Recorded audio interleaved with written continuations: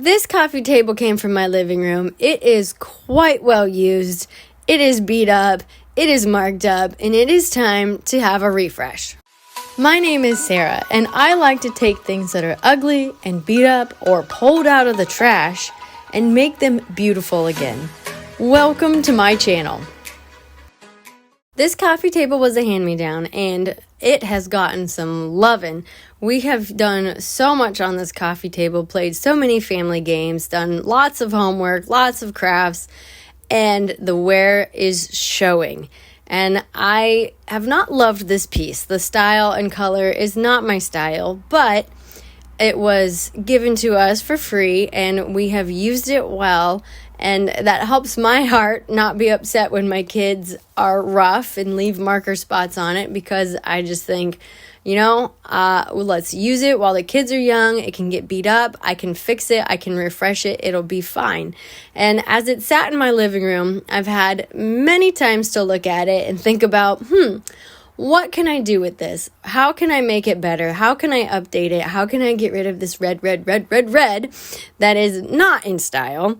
And so I have this idea to go with like a French country, shabby chic, rustic, distressed look with all those curves and extras. It's just begging for being distressed. Even though it's not my favorite, I think it still looks good on certain pieces. So that's what we're going to go for in this, and see what I can do. And I'm going to use stuff I already have as best as possible.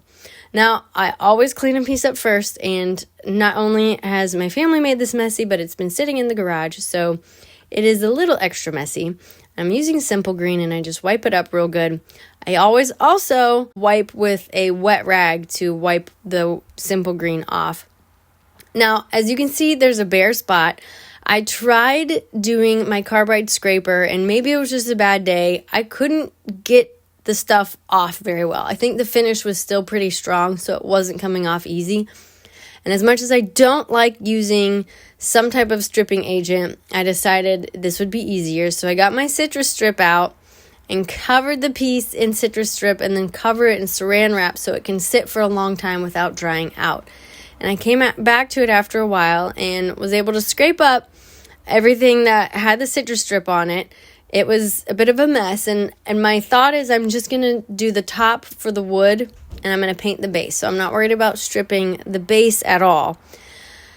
Now, once I got the citrus strip scraped up, there was still a lot there. So I came back and got a scrubby sponge and scrubbed it down with citrus strip.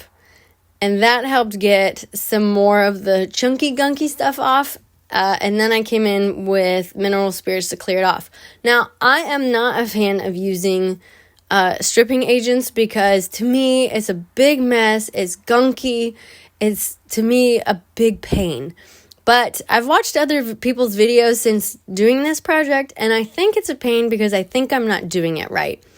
I think I don't clean it up well enough with mineral spirits or some type of thinning agent like that to clean up all the goos. Because when I went to sand it, there were still gunky spots, and I went through so many sanding pads. So many. I think I had 30. It was so bad. And that's ridiculous, because that's $30 of sanding pads. That's not smart when you're trying to flip and sell something. I eventually had the idea to get my carbide scraper and scratch up the gooey parts, and that helped reduce the gunk on my sanding pad. And I kind of was shaking my head at myself that it took so long for me to come up with that idea. But eventually I got this sanded down, and this was a challenge too, figuring out what grit of sandpaper to use. I did go with a larger grit. I think I went down to 100, and then incrementally worked my way back up to 220. I always like to end at 220. Now, as you see me sanding this, I was scratching my head. Do you see that white ring around the outside? I don't know what this came from. I did not sand in a circle like that. I tried to stick with sanding with the wood grain. So all of my sanding moving up each grit, it did not get that out. So I was hoping at this point that staining it would hide this. I know people use a conditioner before staining, and that helps the wood evenly soak up the stain. I didn't have any, and since I was trying to not buy stuff for this project, I didn't bother to buy any. I did buy sanding pads, though, because I blew through all the ones I had. Now, for the base, I tried a little harder to scruff this up. I used the 180 grit sandpaper to paint it because I've been having issues with my stuff sticking. And so I was hoping the 180 would scratch it up real good and stick. And then also this slide out drawer thingy, it needs to come out so I can paint the sides so it matches the base. And this is interesting. I've not seen a drawer stop like this. I just had to unscrew that wood and kind of knock it off with a rubber mallet because it was glued down. So I'm using Fusion Mineral paint, and often you don't have to prime.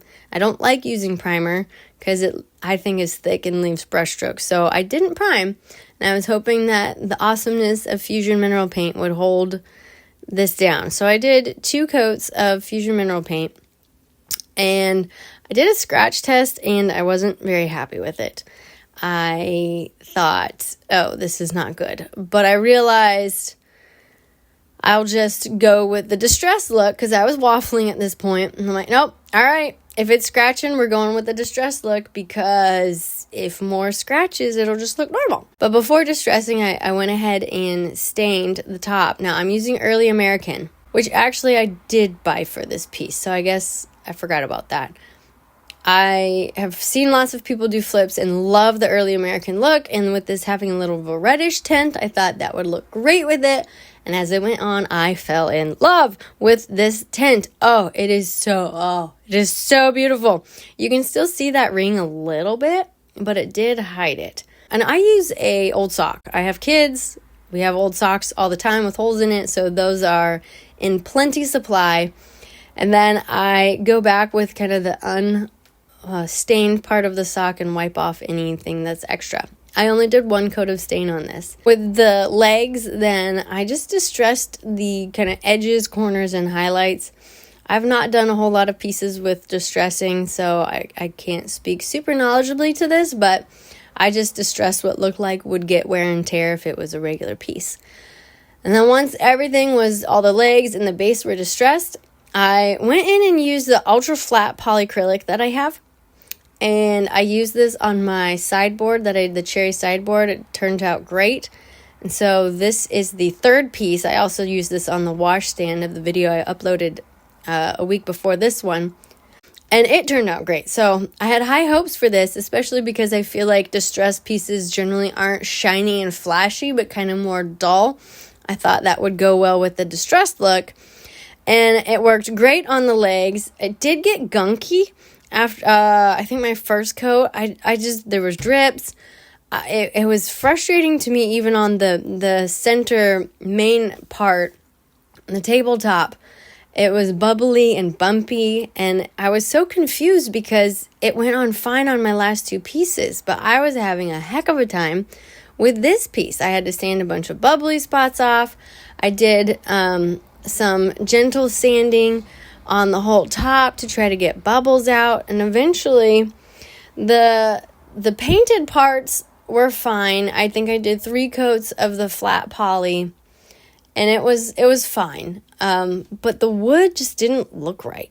So I ended up getting my satin poly out and did 2 coats of satin poly over top of the flat on just the wood stained portion, and I was happier with how that turned out.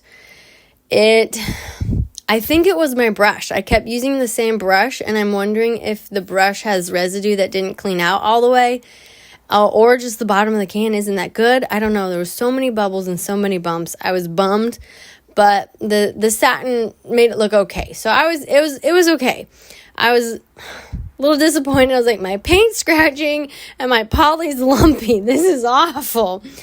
But once the poly was on, the paint wasn't scratching off anymore. So I'm like, great, it's going to be a solid piece. That last coat of satin poly really helped give it a better shine. It's not perfect on the top, but it's better. So I just need to reassemble this, put that drawer stopper back on this. I don't even know why this is here. I guess you can pull it out and set your cup on it if you're sitting at a couch and don't want to lean over. I don't even know. We don't ever use it. Sometimes my daughter would draw on it. But put that back on, and then I had to put all 4 of the legs back on, and we're ready for the final reveal. Just to give you a reminder though, let's look at the very cheery coffee table and see what we started with, and then enjoy this final reveal. Thank you for watching my video, and I really hope to see you in my future videos. All right, I'll see you next time.